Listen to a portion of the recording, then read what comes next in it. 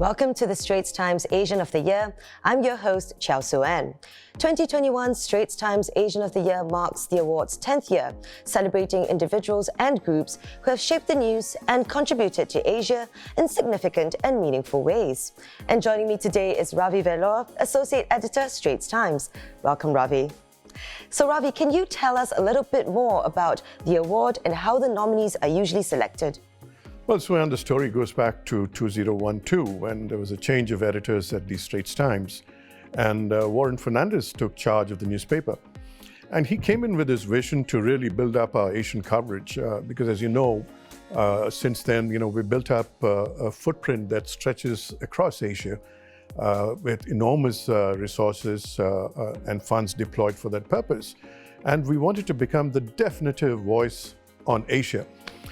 And towards that enterprise, we built up a series of events and markers throughout the year.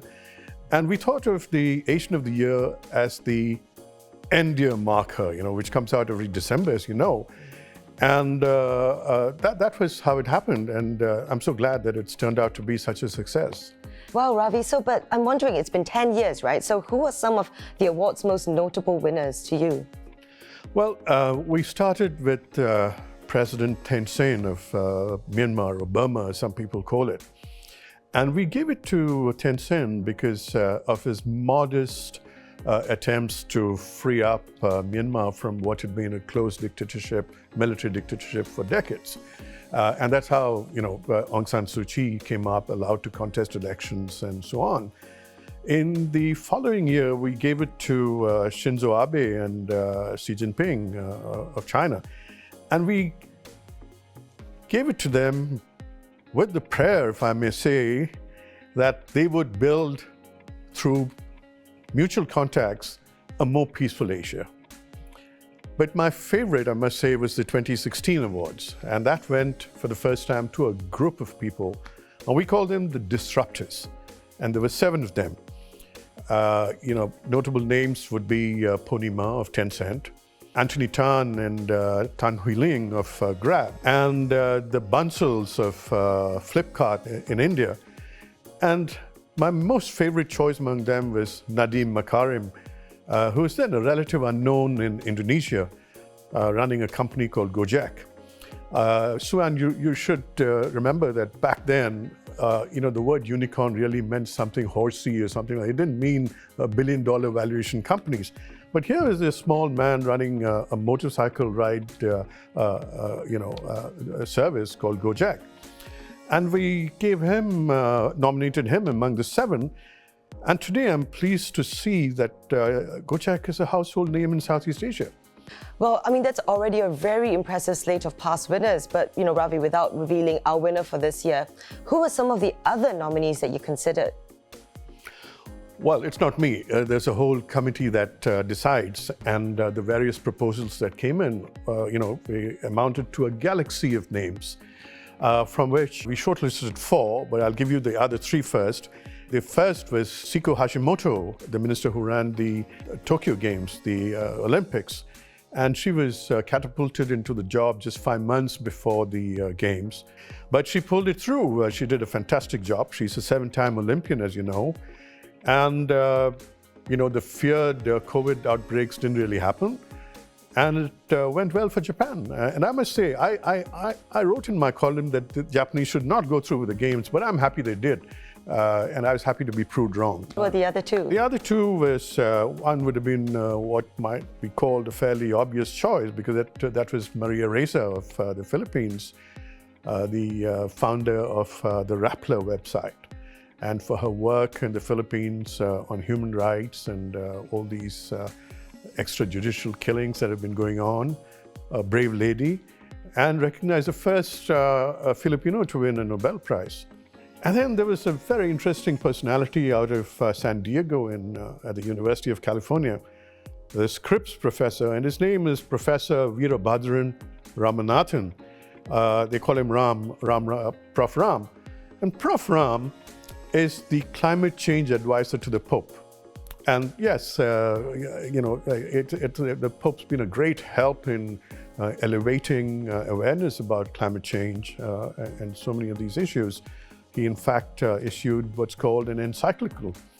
And that was at Prof. Ram's prodding. But beyond the Pope, it was Prof. Ram who told us that soot and CFC, chlorofluorocarbons, and the impact that has on the environment and on climate. So he's done tremendous work. And, people say, and all the studies, McKinsey, everybody else, they say that Asia is the region that's going to be most affected by climate change. So his work is going to be, it is seminal. So these were the three people who ran close. Given how impressive the nominees are, I think we're all dying to know, Ravi, who is this year's winner? The 2021 Asian of the Year is dong-hyuk, creator of the Netflix series Squid Game. Thank you, Ravi. Now, before we go into why dong-hyuk was chosen, here is some background on the man and his groundbreaking creation. dong-hyuk is the South Korean film director, producer, and screenwriter behind the breakout hit of 2021, the Netflix survival drama Squid Game. The series, about desperate people in debt playing a sadistic series of childhood games, is a global phenomenon. After it was released in September, within its first 28 days, it was viewed for over 1.65 billion hours, the equivalent of 182,000 years. This figure eclipses the top English language hits such as Bridgerton or Stranger Things. Very violent, but with stylized imagery, Squid Game instantly became fuel for a myriad of memes across social media. Its lead actors have appeared on the US talk show circuit, and it is even the inspiration for weekend getaways. Most recently, and controversially, top YouTuber Mr. Beast recreated Squid Game on his channel, offering a cash prize of $456,000 to the winner of the game. That video itself has over 135 million views. And yet, the dark inspiration for Squid Game came out of dong-hyuk's own family situation in 2009. He was 38 at the time, and the global financial crisis had hit his homeland hard. He told The Guardian his financial situation was stretched and he was unable to find work for about a year. Soon, his mother and grandmother were existing on loans they had each taken out. Seeking an escape in Seoul's comic book cafes, he latched onto survival game comics, relating to the characters desperate for money and success. He said it was such a low point in his life, he wondered if such a survival game did exist, would he take part for the sake of his family? Hwang has written and directed other films before his Netflix hit, including 2011's Silenced and 2017's The Fortress. Though the 50-year-old writer-director claims the stress of making Squid Game, his first TV series, cost him 6 teeth. Whether it is taken at face value as an adventure show or as a critique of South Korean society and capitalism, Squid Game has established Hwang as a key character at the forefront of South Korean entertainment's growing global reach. Now, Ravi, we're not strangers to Squid Game, but tell us, why does that make dong-hyuk our Asian of the Year? Well, there are many good reasons, Suan, for Hwang to be picked for this award. Let's start with his country itself and how the Koreans have gone through a renaissance. If you go back a quarter century and you look at the Straits Times reporting on the Asian financial crisis, you'll find that the South Koreans were one of the most impacted by that crisis. They were devastated. The economy was in a shambles, along with the Indonesian and the Thai economy. And they rose from there. They had a setback in 2008, 2009, but again, they've risen. You look at their cars, top quality. Their companies, Samsung Electronics, are world beaters today. The ships they make for the energy industry are world class. They set the standards today. On top of all that is the cultural power of Korea that's been manifested over these last 2 decades. Who doesn't know Psy and his Gangnam Style? Who doesn't know BTS and the boy band? Very true, even the UN does. Even the UN does. Hwang is the icing on that cake. He has taken things to another level. And what's more, he's held up a very important mirror to South Korean society. He doesn't shy away from the seamier side of it. The pain that people go through, the angst of a nation. He encapsulates that in the Squid Game, and he does it very well. We don't endorse the violence in it. Some parts of the drama may not be very well enacted. Well, that's fine. He's created something for his country, for Asia, and for the world to ponder and to reflect upon. And in that has been his big contribution. And that's also probably part of the reason why the world loves the show and it's been so well received. It's been an absolute winner. As you know, Netflix stock has not only gone up, but it's been the most watched. Now, we have heard the numbers, and I'm sure many of us have seen the show. But now let's hear from ST's South Korea correspondent, Chang Mei-chun, on why Hwang Dong-hyuk was this year's choice.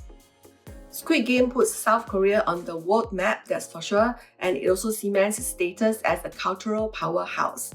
You probably remember Parasite, the Oscar-winning movie, and then there is Gangnam Style, which was the first video on YouTube to reach 1 billion views.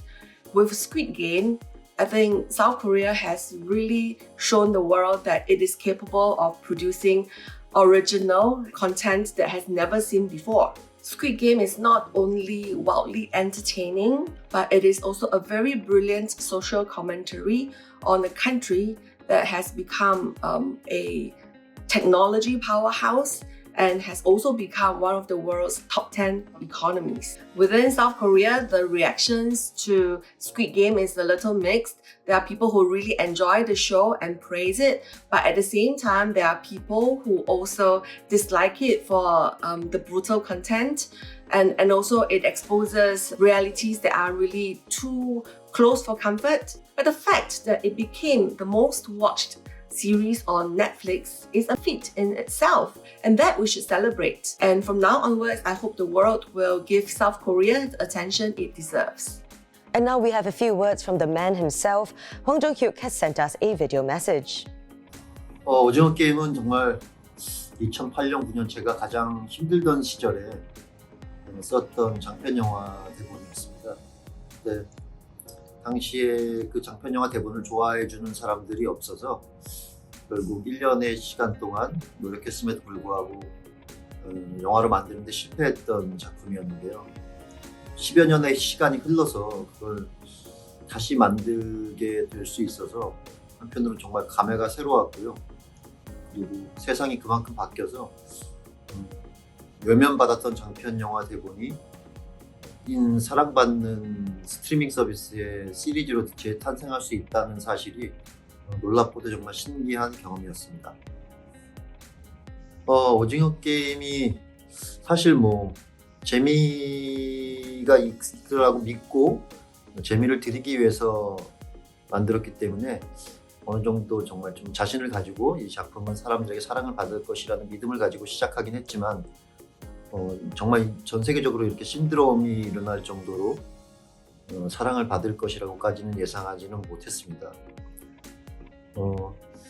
정말 좀 개인적이고 특수한 제 기억과 경험들 그리고 한국 사회의 이야기들을 가지고 얼마나 많은 사람들에게 보편적인 메시지를 드릴 수 있을까라는 고민을 하면서 만들었는데 제 고민이 인정을 받은 것 같아서 정말 기쁘고요. 앞으로 제가 창작 활동을 계속 해나가는 데 있어서 이번 성공의 기억이 가장 큰 힘이 될 것 같습니다.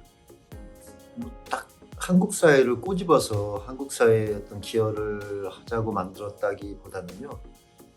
이 안에서 벌어지는 이야기는 비단 한국뿐만이 아니라 한국에서 벌어지고 있는 이야기이긴 하지만 전 세계 어느 곳에서나 벌어지고 있다고 생각하고 그래서 전 세계 누구나 공감할 수 있다라고 믿고 생각하며 만들었습니다. 그래서 이 작품을 보시고 한국뿐만 아니라 지금 이 세상을 살아가는 모든 사람들이 전 세계 모든 나라에서 과연 이 세상이 정말 제대로 돌아가고 있는 것이 맞은 것인지 이대로 지속되는 사회와 세상이 정말 우리에게 행복과 밝은 미래를 안겨다 줄 수 있는 그런 시스템을 가진 세상인지 다시 한번 돌이켜보고 반성하는 계기가 됐으면 하는 생각입니다.